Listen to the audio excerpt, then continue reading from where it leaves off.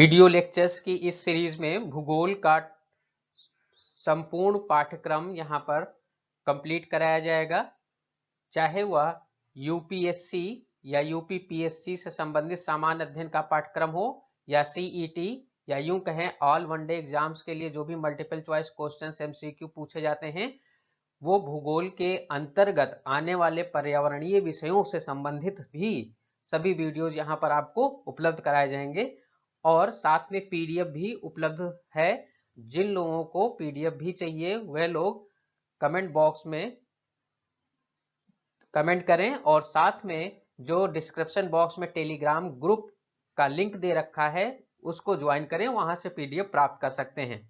यहां पर सबसे पहले हम आपको ये संपूर्ण जानकारी दे दें कि यह जो वीडियोज होंगे ये फ्रॉम बेनिथ टू जेनिथ कंसेप्टर होंगे। दैट मीन्स बिल्कुल आधारिक स्तर से जियोग्राफी स्टार्ट की जाएगी और इसमें चरम पर पहुंच करके जो प्रश्नों की श्रृंखला बनती है वहां तक का टोटल पाठ्यक्रम कंप्लीट कराया जाएगा।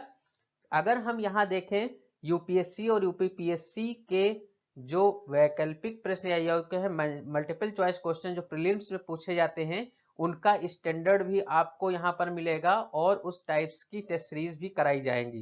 टेस्ट सीरीज के लिए एक लिंक भी है जो मोबाइल ऐप है, उसका लिंक गिवन है डिस्क्रिप्शन बॉक्स में। आप वहां जाकर के उस मोबाइल ऐप को भी द्रोणाइसियस के मोबाइल ऐप को डाउनलोड कर लें जो स्पेशली टेस्ट सीरीज के लिए है और वहां पर आपको सब्जेक्ट वाइज टेस्ट भी मिल जाएंगे और मिक्स टेस्ट भी मिल जाएंगे।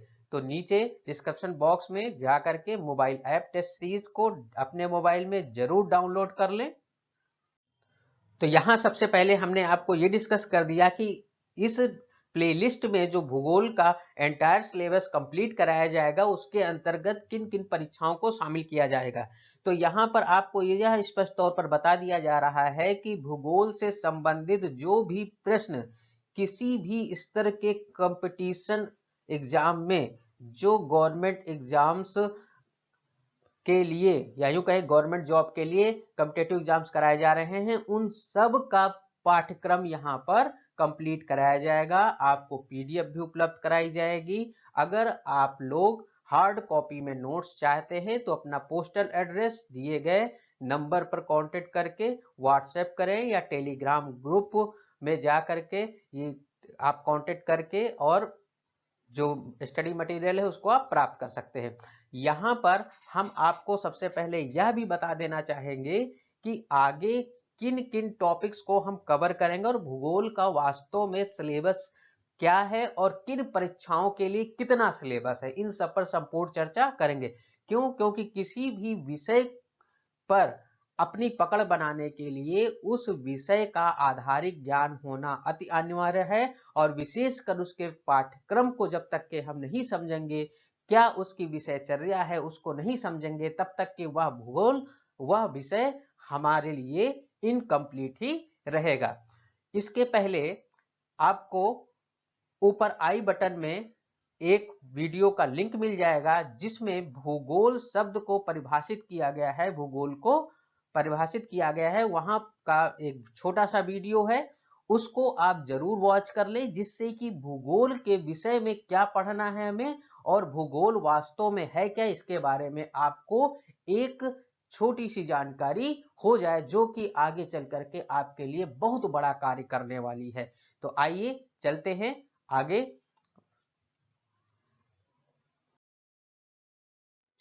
अब यहां देखिए सबसे पहले हमें यह समझना है कि भूगोल के वास्तव में पार्ट क्या है। तो यहां पर आप स्ट्रक्चर दिख रहा होगा, भूगोल जिसे इंग्लिश में जियोग्राफी कहते हैं, इंग्लिश मीडियम के स्टूडेंट्स भी समझते चलें। यहां पर आपको नोट्स इंग्लिश में प्रोवाइड हो जाएंगे। आप डिस्कशन बॉक्स में जाकर के टेलीग्राम लिंक पर क्लिक करके कांटेक्ट करें। जो भूगोल है इसको भौतिक भूगोल और मानव भूगोल में परिवर्तित किया गया है। दैट मीन्स भूगोल के दो पार्ट में डाल करके पढ़ा जाता है, एक तो भौतिक भूगोल और दूसरा मानव भूगोल, physical geography and human geography. तो क्या है भौतिक भूगोल और क्या है ये ह्यूमन जियोग्राफी या भौतिक भूगोल और मानव भूगोल के बारे में सबसे पहले हमें यह समझ लेनी चाहिए कि किन कंसेप्ट्स को हम भौतिक भूगोल में रखेंगे और किन कंसेप्ट्स को हम मानव भूगोल में रखेंगे। जैसा कि हमें पता है कि भूगोल के अंतर्गत हम पृथ्वी एवं उसकी सतह पर मानव के ग्रह के रूप में सब कुछ अध्ययन करते हैं जो कि मानव को प्रभावित करता है। इसीलिए थोड़ा सा यहाँ हम भूगर्भ भूगोल भी पढ़ते हैं, थोड़ा सा हम यहाँ अंतरिक्ष भूगोल भी पढ़ते हैं, मानव भूगोल भी पढ़ते हैं, कृषि पढ़ते हैं और बहुत सी चीजें ऐसी हैं जिनका विवरण इसके पहले वाले वीडियो में किया जा चुका है। तो भूगोल शब्द को दोबारा परिभाषित ना करते हुए आज हम डायरेक्ट भौतिक भूगोल पर चलते हैं कि भौतिक भूगोल वास्तव में क्या है। क्योंकि भौतिक भूगोल के अंतर्गत हम किन चीजों का अध्ययन करते हैं, हम उन सभी चीज पक्षों का अध्ययन करते हैं जो प्राकृतिक है, अर्थात जो मानव निर्मित हैं उनको छोड़ करके जो प्राकृतिक रूप से इस धरा पर व्याप्त हैं, जो कि मानव जीवन को कल्याणकारी बनाते हैं या मानव जीवन को प्रभावित करते हैं, लेकिन वह नेचुरल है, फिजिकल है, या यूं कहे उसमें मानव का अभी तक कोई हस्तक्षेप नहीं हुआ है और वह प्राकृतिक रूप में है, वह उन सभी विषयों का अध्ययन हम भौतिक भूगोल के अंतर्गत करते हैं। अब अगर हम मानव भूगोल की बात करें तो मानव भूगोल में हम आपको बता दें कि ये ठीक फिजिकल ज्योग्राफी के जस्ट अपोजिट है। दैट मीन्स जहां पर मानव का हस्तक्षेप हुआ है और वह मानव को प्रभावित करता है या प्रकृति को प्रभावित करता है। हमने इसके पहले आपको परिभाषित किया था कि भूगोल के अंतर्गत क्या होता है, प्रकृति और मानव के मध्य अन्योन्याश्रय संबंध है, म्यूचुअल रिलेशनशिप है, किसमें, नेचर और ह्यूमन के बीच में। ठीक है, तो जहां पर मानव का इंटरफेयर हुआ है वहां पर हम मानव भूगोल के अंतर्गत स्टडी करते हैं। चाहे आप इनको कह लीजिए आर्थिक व्यवस्था, सामाजिक व्यवस्था, क्यों, क्योंकि बस्तियां जो बसाई वो किसने बसाई, मानव ने बसाई। अगर किसी देश की अर्थव्यवस्था है तो अर्थव्यवस्था किसके दृष्टिकोण से है, मानव द्वारा निर्मित चीजें हैं। यदि किसी आर्टिफिशियल सैटेलाइट की बात करते हैं तो किसके थ्रू है, मानव के थ्रू है। दैट मीन्स ऐसे वह सभी विषय जो कि मानव के हस्तक्षेप से उत्पन्न हुए हैं और मानव पर प्रभाव डालते हैं या प्रकृति पर प्रभाव डालते हैं, तो उन सब का अध्ययन हम मानव भूगोल में करते हैं। इसके विपरीत अगर आप देखें, बाढ़ हुआ, भूकंप हुआ, भूस्खलन हुआ, अंतर्जात बहिर्जात शक्तियों द्वारा मौसम में परिवर्तन हुआ, ठीक, या मानव पर प्रभाव, ये सभी चीजें या मौसमी घटना, ये सभी चीजें कहां पढ़ते हैं, भौतिक भूगोल में पढ़ते हैं। ठीक है, तो आइए अब देखते हैं इनका वास्तव में एक विषय के रूप में क्या क्लासिफिकेशन किया गया है। यहां आपको एक बहुत बड़ी श्रृंखला दिख रखी होगी। यहां पर भौतिक भूगोल के बारे में सबसे पहले बताया गया है। भौतिक भूगोल मतलब फिजिकल जियोग्राफी। अब यहां पर आपको सामने कुछ भूगोल के नाम दे रखे होंगे, जैसे भू आकृति विज्ञान।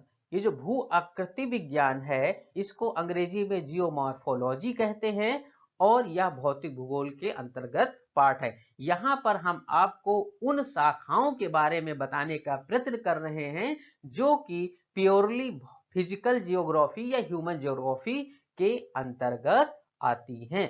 भू आकृतिकी, जिसको हम फिजियोग्राफी कहते हैं, जलवायु विज्ञान क्लाइमेटोलॉजी, समुद्र विज्ञान ओशनोग्राफी, मृदा विज्ञान पेडोलॉजी, पारिस्थितिकी विज्ञान, भूकंप विज्ञान, ज्वालामुखी विज्ञान, मौसम विज्ञान, सूक्ष्म मौसम विज्ञान, वर्षण विज्ञान, भू विज्ञान, जल विज्ञान, हिमनद विज्ञान। इसी तरह से मिश्रित भौतिक भूगोल, पर्वत विज्ञान, विश्व रचना विज्ञान, भूगणित, भूपति विज्ञान, भू कालानुक्रम विज्ञान, संरचनात्मक भू विज्ञान, चट्टान विज्ञान, पुरा भूगोल, सरोवर विज्ञान, घास विज्ञान, खनिज विज्ञान और जैव भूगोल। तो बहुत ज्यादा घबराने की जरूरत नहीं है कि क्या इतनी सारी सभी भूगोल हमें पढ़नी है, ऐसा नहीं है।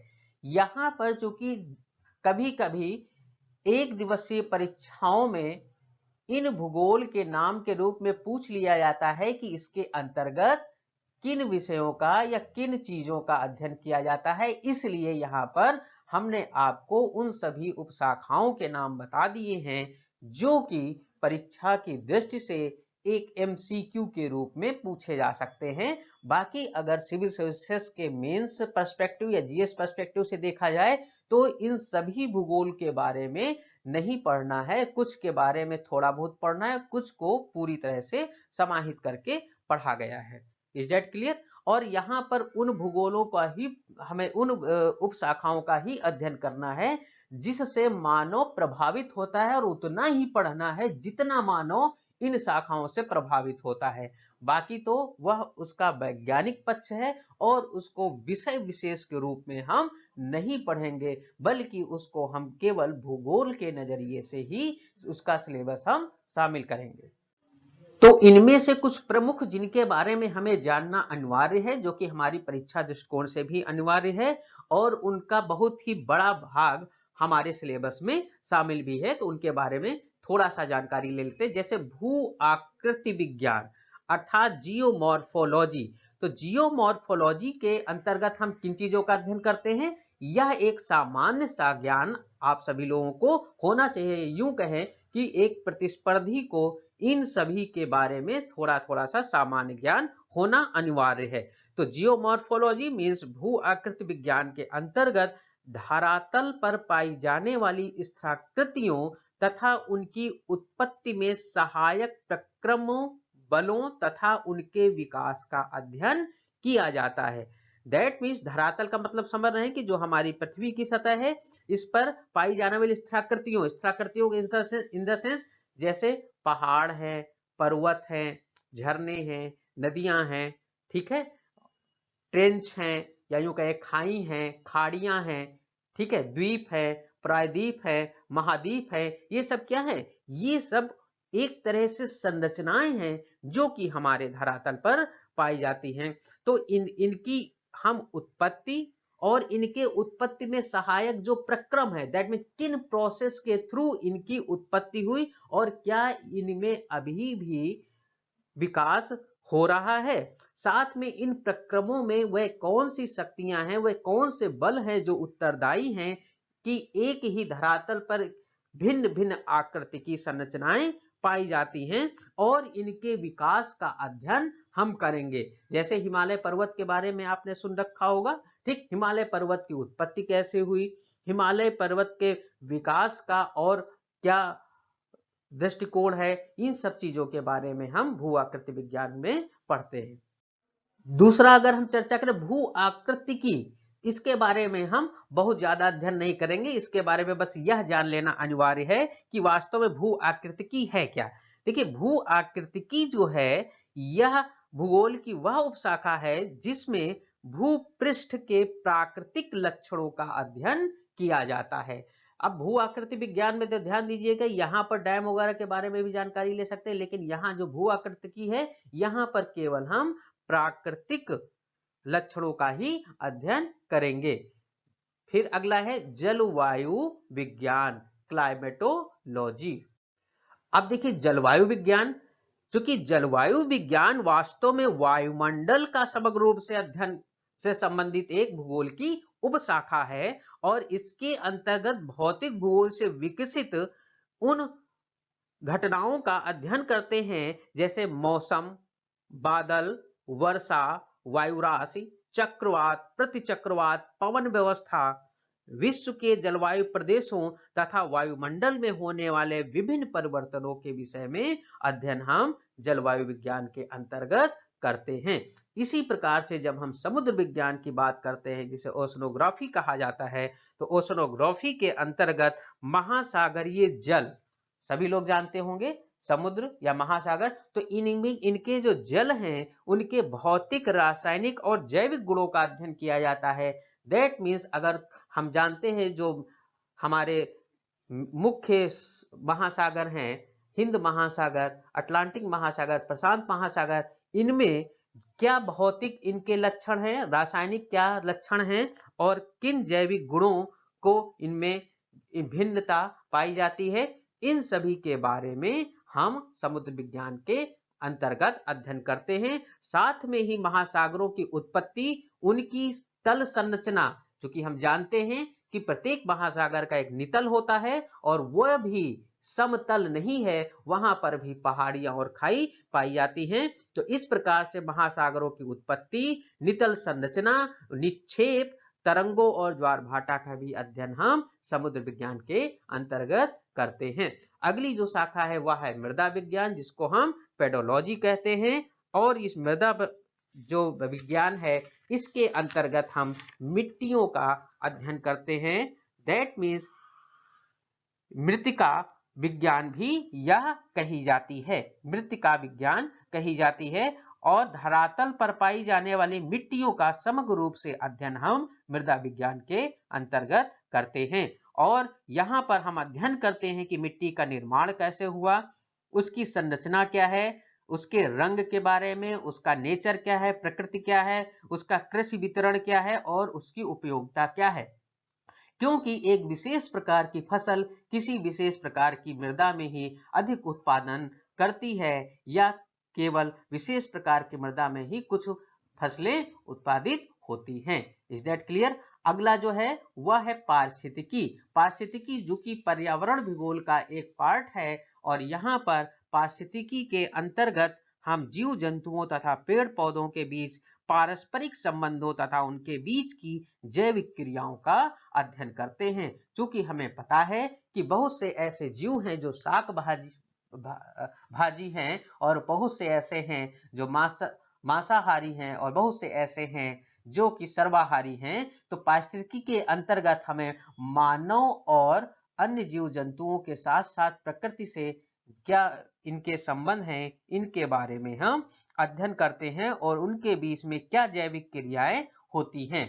भूकंप विज्ञान के अंतर्गत जब हम बात करते हैं तो यह सिस्मोग्राफी कहलाती है, और इसके अंतर्गत भूकंप की संरचना, उसकी उत्पत्ति, भूकंप के प्रकार, उसके प्रभाव और उससे बचाव का अध्ययन हम भूकंप विज्ञान के अंतर्गत करते हैं। और उसका बड़ा ही वैज्ञानिक दृष्टिकोण से अध्ययन किया जाता है, क्योंकि भूकंप जो है यह एक ऐसी घटना है, या यूं कहें दुर्घटना है, जो कि मानव के द्वारा बसाई गई बस्तियों को तहस नहस कर देता है, यहां तक कि मानव जीवन को अस्त व्यस्त कर देता है। और इसका कभी भी कोई एक निश्चित समय नहीं होता है, या कहीं भी कभी भी आ सकता है। हालांकि रिंग ऑफ फायर के बारे में खोज होने के बाद में कुछ ऐसे स्थान चिन्हित किए गए हैं जो कि भूकंप ग्रस्त स्थान विशेष तौर पर कहे जाते हैं, और वहां अक्सर भूकंप आता रहता है। ऐसे में आप जापान का एग्जाम्पल ले सकते हैं, जहां पर भूकंपों की श्रृंखला लगातार होती रहती है। अगला जो है वह है ज्वालामुखी विज्ञान, जिसे हम वल्केनोलॉजी कहते हैं। और यहां पर हम ज्वालामुखी की उत्पत्ति, ज्वालामुखी की प्रक्रिया, ज्वालामुखी की प्रकृति और उससे निकलने वाले पदार्थ और उनके संगठन तथा वितरण और प्रभाव का अध्ययन करते हैं। क्योंकि हमें पता है कि ज्वालामुखी कई प्रकार के होते हैं, कुछ शांत ज्वालामुखी होते हैं, कुछ कह सकते हैं कि स्तरीय ज्वालामुखी होते हैं, और कुछ कीपाकार होते हैं।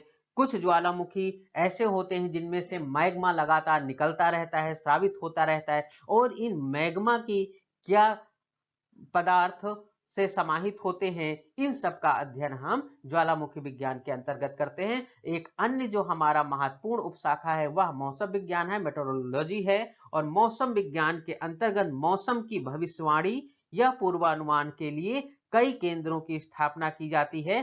क्योंकि हमें पता है कि मत्स्य उद्योग के लिए मौसम विज्ञान का ज्ञान होना अति अनिवार्य है। किसी भी विशेष हवाई उड़ान के लिए मौसम विज्ञान का ज्ञान अति अनिवार्य है। कृषि के लिए मौसम विज्ञान की अति महत्वपूर्ण योगदान है, क्योंकि इससे आने वाले मौसम में बदलावों के भविष्यवाणियां की जाती रहती हैं। तो मौसम विज्ञान भी एक तरह से भूगोल की उपशाखा है। और यहाँ से जो केंद्र स्थापित किए हैं, मौसम केंद्र स्थापित किए गए हैं, इनसे प्राप्त आंकड़ों और सिनास्टिक चार्टों के द्वारा वायुमंडल में सक्रिय भौतिक घटनाओं एवं प्रक्रमों का विश्लेषण का अध्ययन किया जाता है। अगला जो है वह है सूक्ष्म मौसम विज्ञान, मैक्रोमेट्रोलॉजी। जो सूक्ष्म मौसम विज्ञान होता है, इसमें वायुमंडल की सबसे निचली परत अर्थात क्षोभ मंडल का समग्र अध्ययन किया जाता है। चूंकि हमें पता है कि क्षोभ मंडल में ही अधिकतर जो मौसम घटनाएं घटती हैं जो कि मानवों को प्रभावित करती हैं, तो इसीलिए सूक्ष्म मौसम विज्ञान एक अन्य उपशाखा के रूप में कार्य करती है भूगोल के अंतर्गत। अगली जो अगर हम बात करें वर्षण विज्ञान पर, जिसको हेटोलॉजी कहते हैं, तो वर्षण विज्ञान के अंतर्गत जो वर्षण से संबंध घटनाएं हैं कि कैसे सीकर बनते हैं, कैसे बादल बनते हैं, जल वर्षा कैसे होती है, फुहार वर्षा कैसे होती, ओला, हिमपात इत्यादि का अध्ययन हम वर्षण विज्ञान के अंतर्गत करते हैं। भू विज्ञान की जब हम बात करते हैं तो यह जियोलॉजी कहलाती है अंग्रेजी में, और इसके अंतर्गत शैलों, जीवाश्मों इत्यादि का अध्ययन किया जाता है। इसे भूगर्भ शास्त्र भी कहा जाता है। ध्यान दीजिएगा, भू विज्ञान को भूगर्भ शास्त्र भी कहा जाता है। यूपीएससी में भू विज्ञान अर्थात भूगर्भ शास्त्र एक अन्य वैकल्पिक विषय के रूप में मौजूद है और भूगोल एक अन्य विषय के रूप में। इसलिए यहां ध्यान दीजिएगा, भू विज्ञान के बारे में हमें बस भूगोल के दृष्टिकोण से ही यहां पर पढ़ना है, न कि उसको एक विज्ञान के रूप में पढ़ना है, क्योंकि वह एक अन्य अलग विषय है। शैलों का मतलब यह हुआ कि बहुत सी ऐसे चट्टाने हैं और बहुत से ऐसे जीवाश्म हैं, चाहे जीवाश्म ईंधन के रूप में आप पेट्रोल, डीजल या कोयला के रूप में देख सकते हैं। ये सभी का अध्ययन हम विस्तृत रूप से भू विज्ञान के अंतर्गत करते हैं। अगला है जल विज्ञान, दैट मीन्स हाइड्रोलॉजी। जल विज्ञान भी एक भूगोल की उपशाखा है और इसके अंतर्गत प्रमुख जल क्षेत्रों जैसे नदियों, जलाशयों, सागरों, महासागरों तथा भूमिगत जल की स्थिति, उनके स्वरूप और उनकी प्रमुख गतिविधियों के बारे में हम अध्ययन करते हैं। अगला जो हमारा है वह है हिमनद भूगोल, हिमनद विज्ञान अर्थात ग्लेशियोलॉजी। और हिमनद चूंकि हमें पता है नाम से ही यह बर्फ से संबंधित है, हिम से संबंधित है। और हिमनद चूंकि हमें पता है कि जो दक्षिणी छोर है वहां पर अंटार्कटिका महाद्वीप पूरी तरह से हिमाच्छादित है और इन हिमनदों की उत्पत्ति, इनके आकार प्रकार, इनके स्वरूप, इनकी गति, इसके निक्षेपण और अपवर्तन कार्यों से निर्मित स्थलाकृतियों का अध्ययन हम हिमनद विज्ञान के अंतर्गत करते हैं। अगली पर अगर हम फिजिकल ज्योग्राफी के बारे में नजर दौड़ाएं तो है मिश्रित भौतिक भूगोल, that means complex physical geography. जैसा कि नाम से ही जाहिर है, मिश्रित भौतिक भूगोल के अंतर्गत पृथ्वी पर नदी, पर्वत, पठार इन सभी के भौगोलिक लक्षणों की उत्पत्ति, उनकी भू रासायनिक विधियों, सामयिक आवर्तन तथा प्रादेशिक विभिन्नताओं इत्यादि का अध्ययन किया जाता है। पर्वत विज्ञान, ओरोग्राफी, जो कि नाम से ही आपको पता चल रहा होगा, इसके अंतर्गत हमें पर्वतों की उत्पत्ति, उनकी संरचना, उनके प्रकार, उनके प्रभाव और उनकी विकास प्रक्रिया का अध्ययन किया जाता है। विश्व रचना विज्ञान अर्थात कॉस्मोग्राफी, विश्व रचना विज्ञान यह भूगोल का वह उपक्षेत्र है जिसके अंतर्गत खगोल, खगोल का अर्थ आप समझ रहे हैं, भूविज्ञान तथा भौतिक भूगोल का एक साथ में सम्मिलित अध्ययन किया जाता है, जो कि विशेष रूप से खगोलीय पिंडों तथा पृथ्वी के प्रमुख लक्षणों का अध्ययन करता है। अगला है भूगणित। भूगणित के अंतर्गत यह विशेष ध्यान रखिएगा, इसको अंग्रेजी में जियोडेसी कहते हैं और यह भूगोल की वह उपशाखा है जिसके अंतर्गत पृथ्वी की आकृति का अध्ययन किया जाता है। Is that clear? अगला है भूगति विज्ञान, जियोडायनामिक्स। जो भूगति विज्ञान है यह भूगोल की वह शाखा है जिसमें पृथ्वी की गतियों तथा भूगति बलों का अध्ययन किया जाता है। पृथ्वी की जो गतियां हैं इसके बारे में आप जानते हैं, वह सूर्य का परिक्रमण करती है और अपनी धुरी पर भी घूमती रहती है। तो इस प्रकार से भूगति विज्ञान की जब बात आती है, जिसको जियोडायनामिक्स कहा जाता है, इसमें पृथ्वी की गतियों तथा भूगति बलों का अध्ययन किया जाता है। इसका उदाहरण स्वरूप आप गुरुत्वाकर्षण बल कह सकते हैं, अपकेंद्रीय बल, अभिकेंद्रीय बल, त्वरण बल इत्यादि में इनको हम देख सकते हैं और इनसे जनित और प्रभावित पृथ्वी की गतियों का भी अध्ययन हम भूगति विज्ञान के अंतर्गत करते हैं।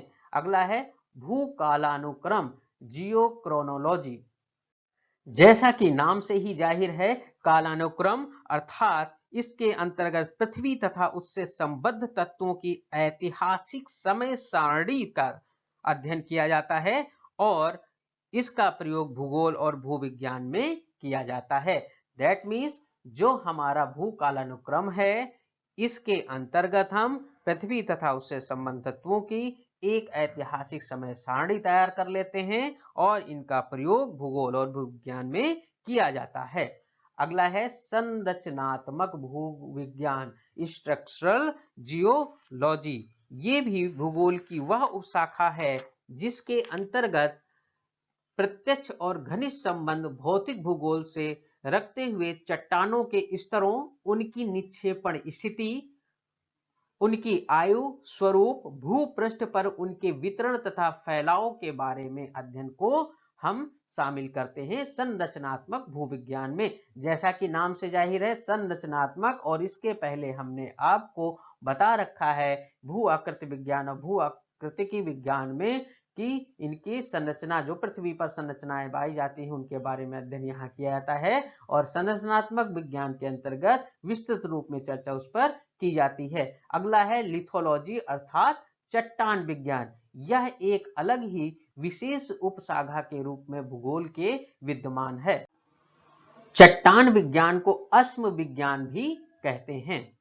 चट्टान विज्ञान को अस्म विज्ञान भी कहते हैं, यह विशेष ध्यान रखिएगा। और इसके अंतर्गत चट्टानों के सैंपल या मैक्रो मॉडल्स के आधार पर या उनकी मदद से चट्टानों का वैज्ञानिक अध्ययन किया जाता है।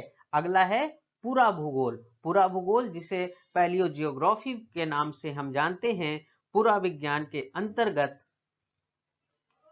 भूगोल में भूपृष्ठ पर आदिकाल से उपस्थित जल एवं स्थल संहिताओं के प्रतिरूपों का अध्ययन किया जाता है। अगला है सरोवर विज्ञान, जिसको लिम्नोलॉजी कहते हैं।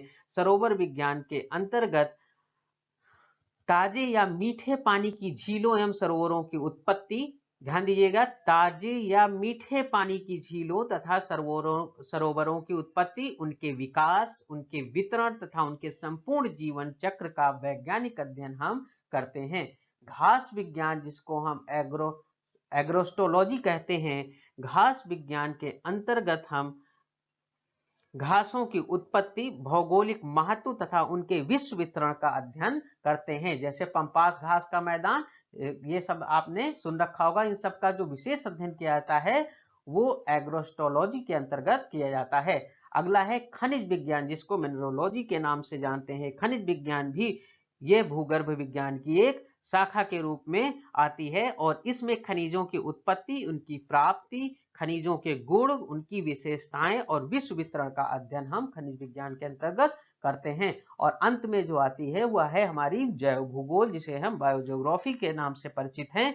इसके अंतर्गत वृक्षों, वनस्पतियों तथा जीव जंतुओं के आपसी संबंधों तथा इन पर भौगोलिक स्थितियों, दशाओं और जलवायु के प्रभावों का अध्ययन किया जाता है। इसके अंतर्गत कुछ अन्य भी विषय अंकित किए गए हैं, जिनमें आप कह सकते हैं वनस्पति भूगोल, पारिस्थितिकी, जिसका उल्लेख पहले किया जा चुका है, पादप भूगोल और जंतु भूगोल।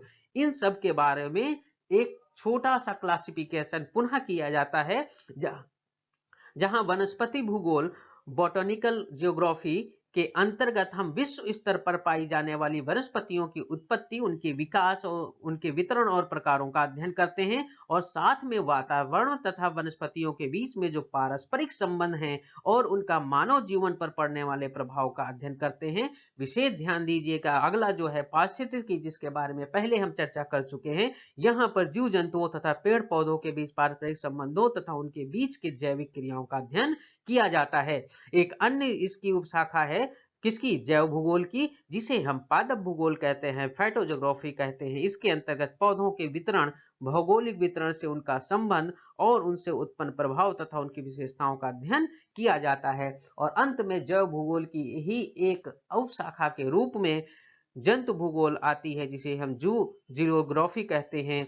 इसमें पृथ्वी पर पाए जाने वाले जीव जंतुओं की शारीरिक संरचना, उनकी उत्पत्ति, विकास और उनके वितरण के बारे में अध्ययन करते हैं, क्योंकि हमें पता है कि बहुत से ऐसे जलीय जीव हैं जो किसी विशेष नदी, जल या पोखर या महासागरों में पाए जाते हैं। इसी प्रकार से कुछ विशेष प्रकार के पशु हैं जो कि विशेष प्रकार के वातावरण में ही रहते हैं, और बहुत सी ऐसी फसलें और पेड़ पौधे हैं जो कि सर्वत्र नहीं पाए जाते हैं, और उनके लिए एक वातानुकूलित विशेष स्थान का चयन प्रकृति ने कर रखा है। तो आइए अब चलते हैं भौतिक भूगोल के बाद में चर्चा करते हैं मानव भूगोल पर, जो कि ह्यूमन ज्योग्राफी कही जाती है।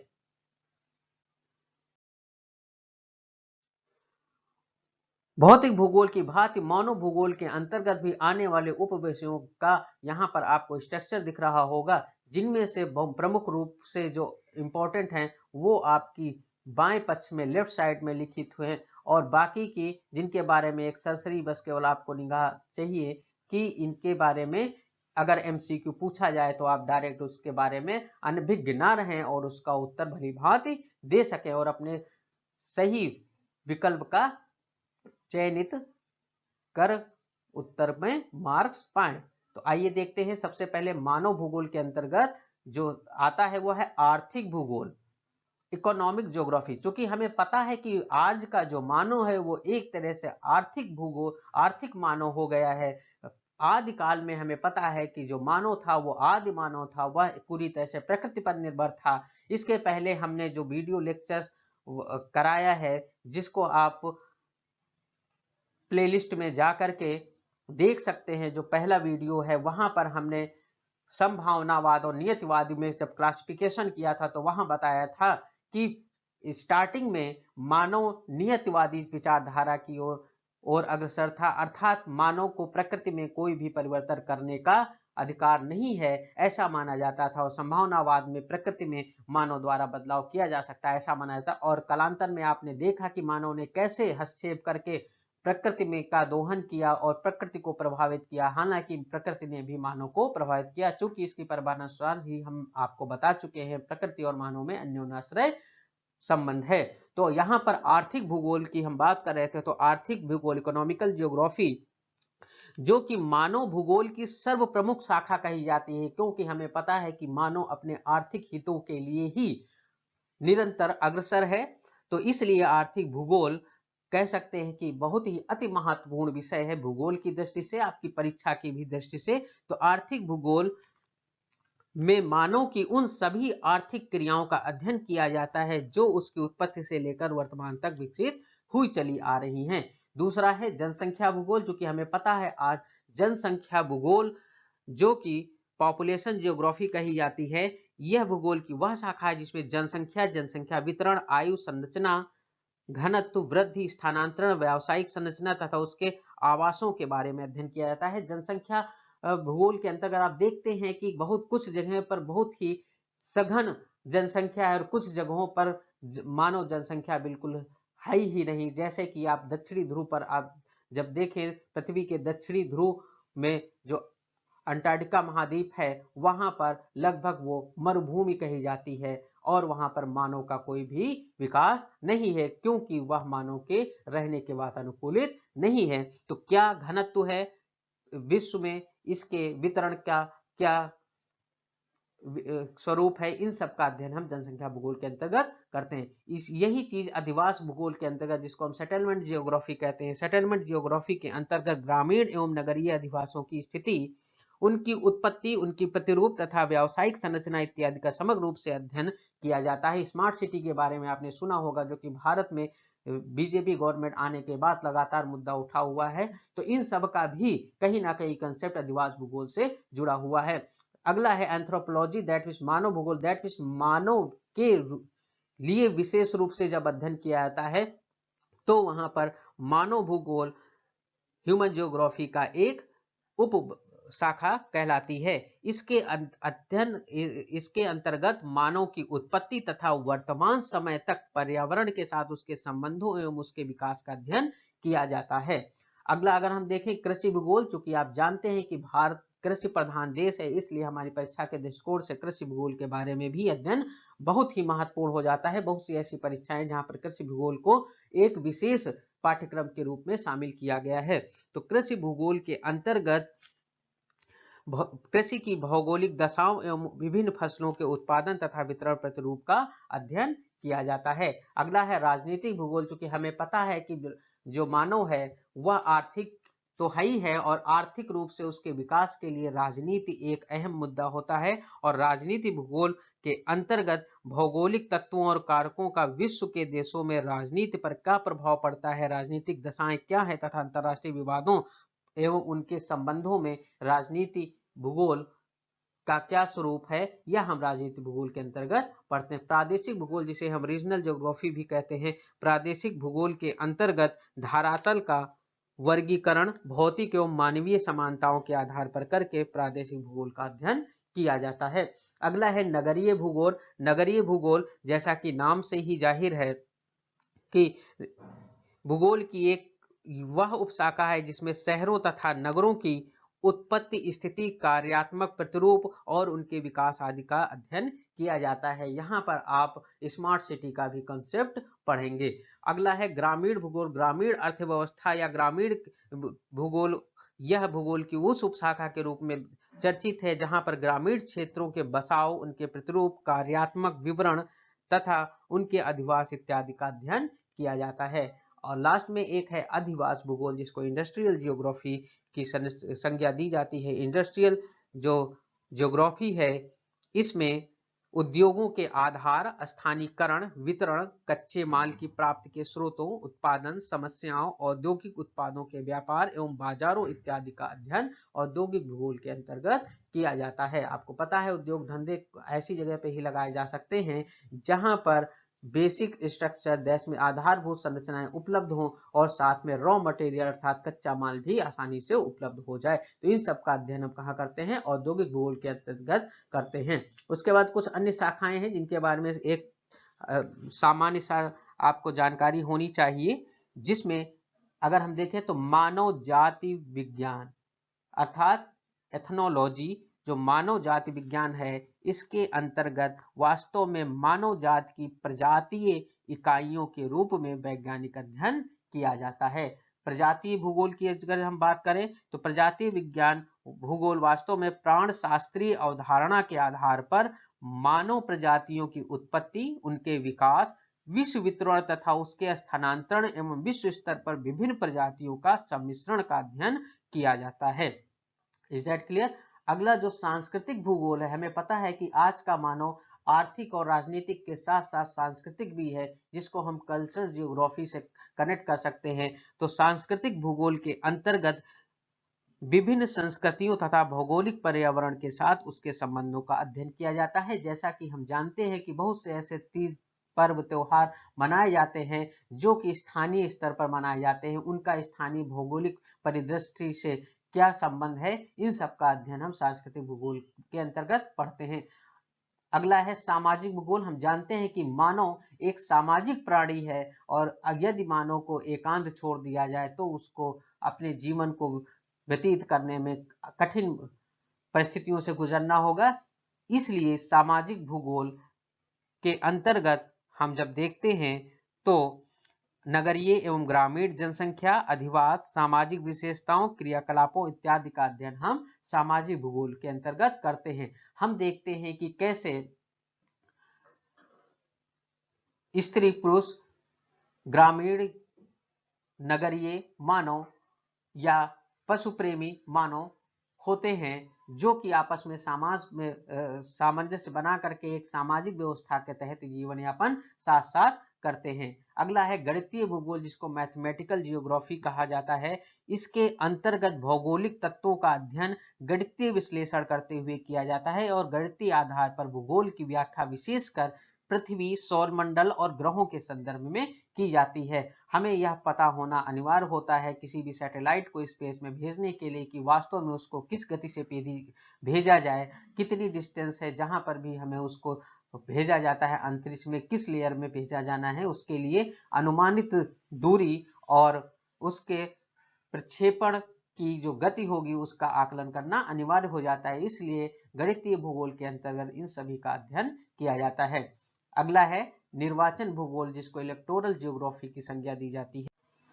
यह वास्तव में भूगोल की एक नवीन उपशाखा के रूप में आई है और इसमें निर्वाचन से संबद्ध क्षेत्रीय विभिन्नताओं का अध्ययन निर्वाचक मंडलों को ध्यान में रखकर किया जाता है। निर्वाचन भूगोल में निर्वाचन के आंकड़ों का भौगोलिक विश्लेषण भी किया जाता है। अगला है भाषा भूगोल। हम जानते हैं कि मानव अनेक भाषाओं का प्रयोग करता है अपने विचारों के आदान प्रदान के लिए, और जियोग्राफिकल चेंजेस के तहत मानव की जो टंग है या मदर टंग है उसमें भी लगातार बदलाव पाया जाता है। और जैसे जैसे हम भौगोलिक दृष्टिकोण से दूरी पर देखते हैं तो वहां पर विभिन्न मानवों में विभिन्न प्रकार की भाषाएं, भिन्न भिन्न बोलियां पाई जाती हैं। तो भौगोलिक परिवेश में बोली जाने वाली भाषा तथा भाषा पर भौगोलिक परिवेश का प्रभाव का अध्ययन भी हम भाषा भूगोल के अंतर्गत करते हैं। अगला है व्यवहारिक भूगोल,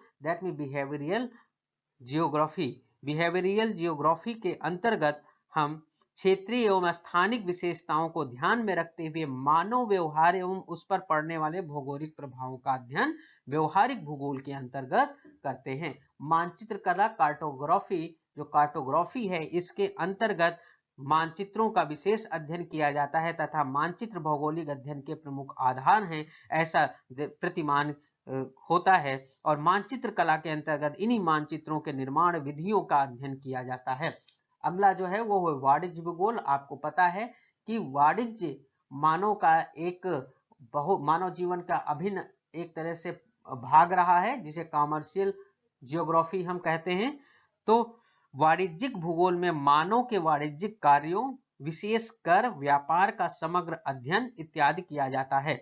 इज दैट क्लियर? परिवहन भूगोल, परिवहन जो कि ट्रांसपोर्ट ज्योग्राफी कही जाती है। हमें पता है कि मानव को लंबी लंबी दूरियां तय करने के लिए वाहनों का प्रयोग करना अनिवार्य हो गया है। रेलगाड़ियां, buses, two wheelers, three wheelers, cycles, पैदल इत्यादि ये सब परिवहन के साधन हैं।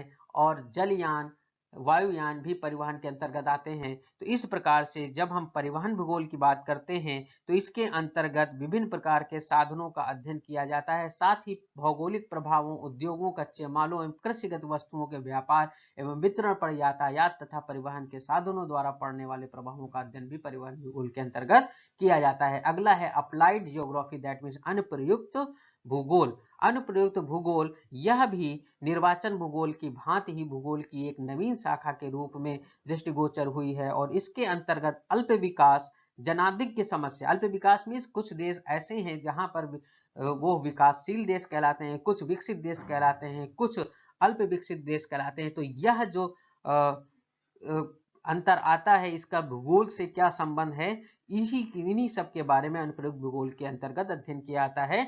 जनाधिक्य समस्या, जनाधिक्य का अर्थ ये हुआ कि कुछ ऐसे भौगोलिक स्थान है जहां पर जनसंख्या अधिक सघन है और कुछ ऐसे हैं जहां पर विरल है। जैसे कि इसके पहले हमने बताया जो जैविक मरुभूमि के रूप में दक्षिणी छोर पर अंटार्कटिका महाद्वीप है, वहां पर घनत्व मानव का बिल्कुल जीरो है और मानव स्वास्थ्य संबंधी समस्याएं एवं सुविधाएं, नगरीय नियोजन, नगरीय एवं ग्रामीण भूमि के उपयोग जैसी मानवीय समस्याओं का अध्ययन और अधिकतम मानव कल्याण के लिए जो भी दृष्टिकोण होते हैं वो सब हम अनुप्रयुक्त भूगोल के अंतर्गत पढ़ते हैं।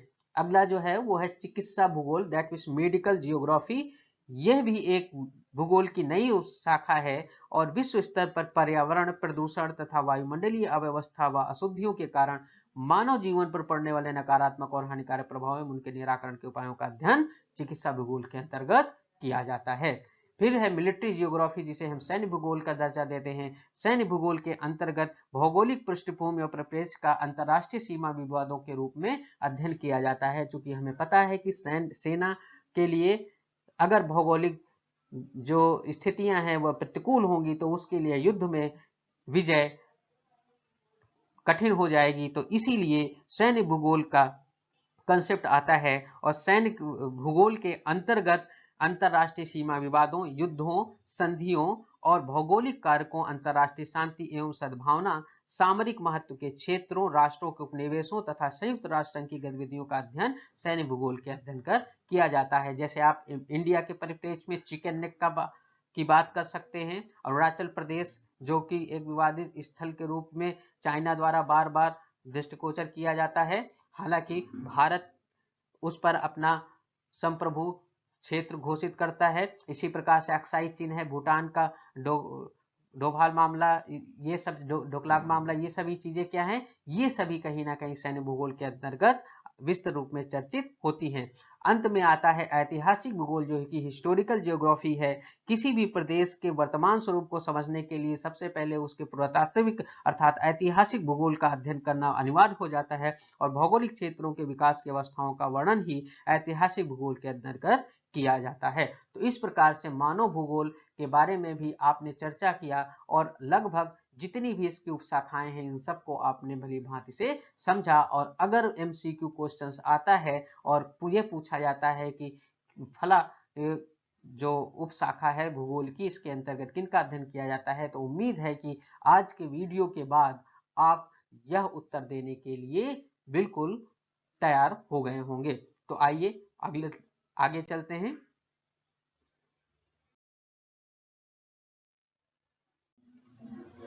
तो अभी तक हमने भूगोल और उसकी उपशाखाओं के बारे में अध्ययन किया। अब हम अपनी परीक्षाओं की दृष्टिकोण से ये देखते हैं कि भूगोल का जो सिलेबस है वो किन रूपों में बांट करके पढ़ा जाना है और किस प्रकार से आयोग ने हमारे भूगोल विषय को विभिन्न प्रश्न पत्रों में डिवाइड किया है। तो यहाँ पर हम देख सकते हैं भौतिक भूगोल, विश्व का भूगोल और भारत का भूगोल, इन तीन रूपों में कैटेगराइज किया गया है। फिजिकल जियोग्राफी, वर्ल्ड जियोग्राफी और इंडियन जियोग्राफी। अगर हम प्रारंभिक परीक्षा के दृष्टिकोण से, सिविल सर्विसेज की प्रारंभिक परीक्षा के दृष्टिकोण से देखें तो भौतिक भूगोल और विश्व भूगोल जो का जो भाग है यह अनिवार्य हो जाता है और इसका यहाँ पर बहुत ही बड़ा रोल है। लेकिन अगर मुख्य परीक्षा के दृष्टिकोण से देखें तो भौतिक जो भारत का भूगोल है और इसका इको सोशियो और पॉली और साइंस से टेक्स्ट से रिलेट करते हुए प्रश्न लगातार पूछे जा रहे हैं। तो यहाँ पर यह जो दृष्टिकोण है यह हमारे आयोग द्वारा निर्धारित पाठ्यक्रम का स्वरूप है। आगे अब आइए देखते हैं। जहां तक हम सामान्य अध्ययन की बात करते हैं, भूगोल को एक सामान्य अध्ययन के रूप में किस प्रकार से हमें अध्ययन करना चाहिए जिससे कि हमारे CET that means all one day exams के जो मल्टीपल चॉइस क्वेश्चंस आते हैं, प्रीलिम्स सिविल सर्विसेज के और मेंस के दृष्टिकोण से इन सभी के प्रश्नों का उत्तर हम आसानी से दे सकें। तो सबसे पहले हमें यहाँ पर एक जो वर्ड लिखा हुआ है ऑब्जर्वेशन, दैट मीन्स अवलोकन करना होगा अच्छे से और उसका प्रभाव क्या पड़ता है, और विशेषकर क्योंकि हम मानव ही हैं और मानवों पर भूगोल का धरातल पर क्या प्रभाव पड़ता है, इन सब का अध्ययन किया जाना है और उसके बाद में उसको रियलाइज करेंगे और तब हम सामान्य अध्ययन के जो पर्सपेक्टिव है उसको समझेंगे और प्रश्नों का उत्तर भली भांति दे सकते हैं। भूगोल एक वैकल्पिक विषय के रूप में, अब यहां पर हम चर्चा थोड़ा सा उन विद्यार्थियों के लिए करेंगे जो कि भूगोल विषय को एक वैकल्पिक विषय के रूप में चयनित करते हैं। अब हम आपको यहाँ यह बता दें कि भूगोल विषय को वैकल्पिक विषय के रूप में चयनित करने का एक जो बहुत बड़ा लाभ है वह यह है कि किसी भी परीक्षा में भूगोल और पर्यावरण से संबंधित प्रश्नों की संख्या अधिकतम होती है, चाहे वह वनडे एग्जाम हो, चाहे वह सिविल सर्विसेज हो, और एमसीक्यू ही नहीं, that is multiple choice questions ही नहीं, बल्कि जो डिस्क्रिप्टिव क्वेश्चंस होते हैं वहां पर भी भूगोल का बहुत बड़ा रोल प्ले होता है। तो इसलिए आपको वैकल्पिक विषय के रूप में भूगोल का चयन जरूर करना चाहिए। हालांकि इसमें जो भ्रांतियां हैं वह इसके सिलेबस को लेकर के हैं, लेकिन एक चीज जान लीजिए कि इसमें से मैक्सिमम जो सिलेबस है वह जनरल स्टडीज के रूप में आपके विषय में, आपकी परीक्षा में पहले से ही इंक्लूड है। तो इसलिए जब हम इसको वैकल्पिक विषय के रूप में चयनित करेंगे तो कहीं ना कहीं हमारा एक विषय के रूप में 500 मार्क्स का एक वैकल्पिक विषय भी तैयार होगा और सामान्य अध्ययन में भी हमें बहुत ही अच्छा रिस्पांस मिलेगा। तो यहाँ पर जो कि जो ये आईएएस का स्पेशली जो है सिलेबस यहाँ पर डिस्क्राइब किया गया है। इसके 2 प्रश्न पत्र होते हैं 250-250 नंबर के, प्रथम प्रश्न पत्र और द्वितीय प्रश्न पत्र। यहाँ पर उसका पूरा जो है क्लासिफिकेशन किया गया है। ये वह पाठ्यक्रम है जो यूपीएससी द्वारा आईएएस के एग्जाम के लिए निर्धारित किया गया है। यहाँ पर प्रथम प्रश्न पत्र में भूगोल का सिद्धांत और भौतिक भूगोल के बारे में डिस्कस किया गया है। यहाँ आप देख सकते हैं इनको 2 पार्टों में, एक तो भूगोल के सिद्धांत भौतिक भूगोल और दूसरा मानव भूगोल के रूप में कन्वर्ट किया गया है। भौतिक भूगोल के अंतर्गत भू आकृति विज्ञान, जलवायु विज्ञान, समुद्र विज्ञान, जैव भूगोल और पर्यावरणीय भूगोल आता है, जबकि मानव भूगोल के अंतर्गत मानव भूगोल के संदर्श that mean perspective in human geography, आर्थिक भूगोल और जनसंख्या एवं अधिवास भूगोल, प्रादेशिक आयोजना, मानव भूगोल के मॉडल, सिद्धांत और नियम, ये टोटल सिलेबस एक भूगोल के वैकल्पिक विषय में आता है। द्वितीय प्रश्न पत्र भारत के भूगोल से संबंधित है और यहाँ पर इसका भौतिक विन्यास जैसे भारत की का जो जियोग्राफी है उसको समझेंगे, संसाधन, कृषि, उद्योग, परिवहन, संचार एवं व्यापार, सांस्कृतिक विन्यास, बस्ती, प्रादेशिक विकास एवं आयोजना, राजनीतिक परिप्रेक्ष्य और समकालीन मुद्दे, ये सारा जो उप विषय है ये हम भारत के दृष्टिकोण से समझना है। Is that clear? तो ये हमारा पेपर सेकेंड कंप्लीट करता है। ठीक है, हालांकि सिलेबस आप लोगों के पास उपलब्ध होगा, अगर नहीं उपलब्ध है तो आप टेलीग्राम ग्रुप ज्वाइन करें, डिस्क्रिप्शन बॉक्स में लिंक दिया गया है और वहां से सिलेबस डाउनलोड कर लें। तो आइए चलते हैं आगे।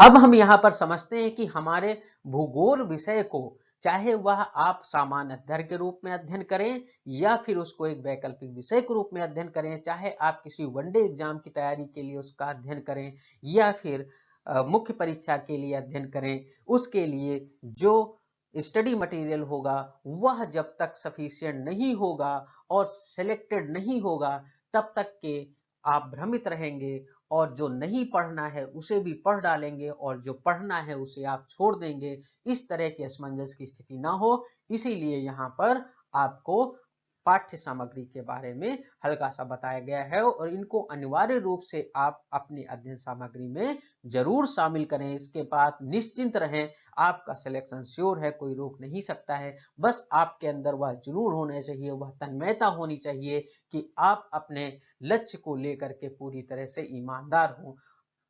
यहाँ पर एनसीईआरटी क्लास 6 to 12th के लिए रिकमेंड है for GS and mains perspective. Oxford student atlas बहुत मस्ट है। ऑक्सफोर्ड स्टूडेंट एटलस का प्रयोग आप ठीक उसी प्रकार से करें जिस प्रकार से डेली सुबह आप उठते ही ब्रश करते हैं और एटलस को इस प्रकार से अध्ययन करें, ज्यादा नहीं बस 15 से 20 मिनट दें और इतनी गहराई से उसको, इतनी तन्मयता से उसका अध्ययन करें, उसको देखें जैसे कि आपके वह डेली रूटीन में आ जाए। एटलस के तैयार हो जाने से आपका ना ही ज्योग्राफी में बहुत ही सहायक होगा बल्कि अंतरराष्ट्रीय संबंधों को समझने में, समाचार पत्रों को समझने में, करंट को समझने में, इन सब में ऑक्सफोर्ड स्टूडेंट एटलस, यूं कहें एटलस मानचित्र, यह आपके लिए बहुत ही सहायक सिद्ध होगा। प्रीलिम्स के लिए द्रोणा आईसीएस के एमसीक्यू जो multiple choice questions daily MCQ शाम 7:30 बजे बुधवार को ज्योग्राफी के लिए कराया जाता है, उसको आप ऊपर आई बटन पर क्लिक करके प्लेलिस्ट में जा करके जरूर वॉच करें और उसके पीडीएफ प्राप्त करने के लिए डिस्क्रिप्शन बॉक्स में जा करके टेलीग्राम लिंक पर क्लिक करें और ग्रुप ज्वाइन करें, वहां से सारे पीडीएफ डाउनलोड करें। यकीन मानिए ये सभी बहुत ही महत्वपूर्ण प्रश्न हैं और इनमें से प्रश्नों को आपको आगे आने वाले परीक्षाओं में मिलने ही हैं। Is that clear? तो द्रोणा आईसीएस एमसीक्यू आप 7:30 बजे बुधवार को जरूर ज्वाइन करें और उसकी पीडीएफ अपलोड करें। Drona ICS prelims test series के लिए आपको डिस्क्रिप्शन बॉक्स में मोबाइल ऐप का लिंक दिया गया है। उस मोबाइल ऐप को आप अपने डिवाइस में डाउनलोड करें और वहां से जा करके टेस्ट सीरीज जरूर ज्वाइन करें। क्योंकि जैसे जैसे आप तैयारी करेंगे वैसे वैसे आपको टेस्ट की आवश्यकता होगी और वहां पर सब्जेक्टिव टाइप में प्रीलिम्स और मेंस लेवल पर टेस्ट दिए गए हैं ऑनलाइन। और अगर आप ऑफलाइन डिस्टेंस लर्निंग के थ्रू भी टेस्ट सीरीज ज्वाइन करते हैं तो हमारे डिस्टेंस टेस्ट सीरीज को भी ज्वाइन कर सकते हैं। और अगला है Drona ICS class videos and notes. इनको आप लगातार वीडियोस वॉच करते रहें, इसका टाइम निर्धारित है, ठीक है। और जो नोट्स हैं अगर आपको चाहिए तो अगर हार्ड कॉपी चाहिए तो उसके लिए आप हमें कॉल करें डिस्क्रिप्शन बॉक्स में दिए गए नंबर पर या मैसेज करें। और अगर आप पीडीएफ चाहिए तो पीडीएफ के लिए टेलीग्राम ग्रुप का लिंक डिस्क्रिप्शन बॉक्स में दे रखा है, वहां पर क्लिक करें और पीडीएफ प्राप्त करें। द्रोणा आईसीएस आंसर राइटिंग के लिए मोबाइल ऐप आप डाउनलोड करें और आंसर राइटिंग अपने असाइनमेंट के रूप में भेजें और उसका मॉडल आंसर द्रोणा आईसीएस की तरफ से आपको प्राप्त हो जाएगा मेंस के पर्सपेक्टिव से।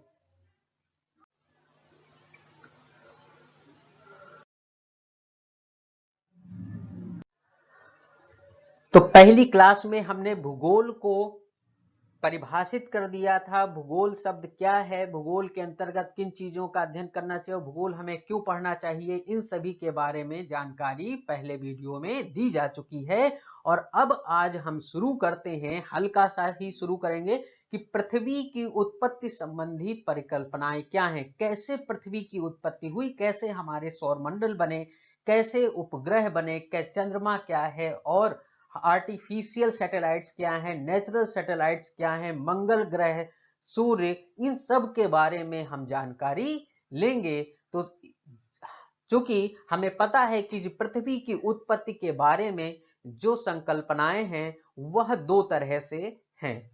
एक तो आध्यात्मिक दृष्टिकोण की जब हम बात करते हैं कि पृथ्वी की उत्पत्ति कैसे हुई, तो वहां पर चूंकि किसी भी प्रकार के तर्क समाहित नहीं होते, इसलिए आध्यात्मिक दृष्टिकोण को हम पृथ्वी की उत्पत्ति के रूप में यहाँ अध्ययन नहीं करेंगे। यहाँ पर हम इसके वैज्ञानिक दृष्टिकोण का ही अध्ययन करेंगे। तो वैज्ञानिक क्यों? क्योंकि हमारी परीक्षाओं में और तर्क रूप में यह पार्ट ही हमारे लिए इंपॉर्टेंट है। तो पृथ्वी की उत्पत्ति संबंधी परिकल्पनाएं, क्योंकि जब भी किसी चीज के बारे में विचार उत्पन्न होता है तो लोग अपने अपने मत देते हैं। तो ऐसे ही एक फ्रांसीसी वैज्ञानिक थे कॉस्टे डी बफन, जिन्होंने सबसे पहले 1749 में, ध्यान दीजिए कब, 1749 ईस्वी में, 1749 में फ्रांसीसी साइंटिस्ट कॉस्टे डी बफन ने सबसे पहले पृथ्वी की उत्पत्ति के बारे में एक वैज्ञानिक परिकल्पना का उत्पादन किया था। Is that clear? Scientific hypothesis, scientific theory दी थी किसने?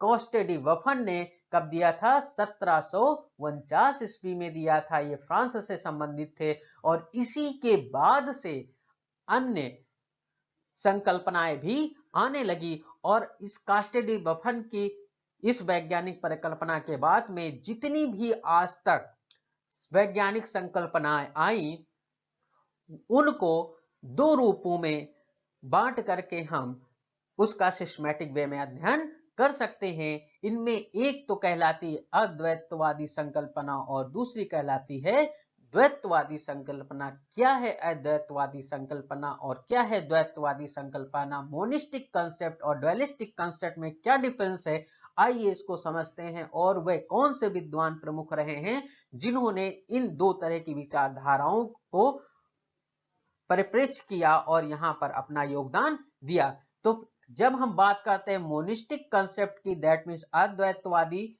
संकल्पना, तो जैसा कि नाम से ही जाहिर है यह पेरेंटल हाइपोथेसिस भी कहलाती है। क्या कहलाती है?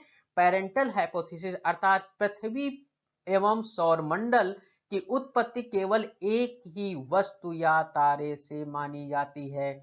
दैट मीन्स जब हम अद्वैतवादी संकल्पना की बात करते हैं तो इसकी अंतर्गत हम यह मानते हैं कि पृथ्वी की उत्पत्ति भी सौरमंडल की उत्पत्ति के साथ में ही होती है और जो यह उत्पत्ति है यह इसका कारण एक और केवल एक ही तारा है।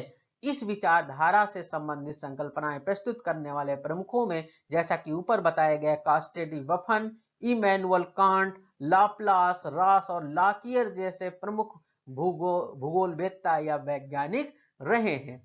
दूसरी विचारधारा के रूप में अगर हम बात करें तो वह द्वैतवादी संकल्पना कहलाती है, ड्वालिस्टिक कंसेप्ट कहलाता है, जो कि बाइलैटरल कंसेप्ट के नाम से भी जाना जाता है। और इसके अनुसार पृथ्वी की उत्पत्ति एक से अधिक तारों के संयोग से मानी गई है। और द्वैतवादी संकल्पना को फॉलो करने वाले प्रमुख जो वैज्ञानिक हैं, चैम्बरलिन, जेम्स जीन्स, जेफरीज जैसे महान प्रमुख विद्वान रहे हैं, जिन्होंने द्वैतवादी संकल्पना को समर्थन दिया है।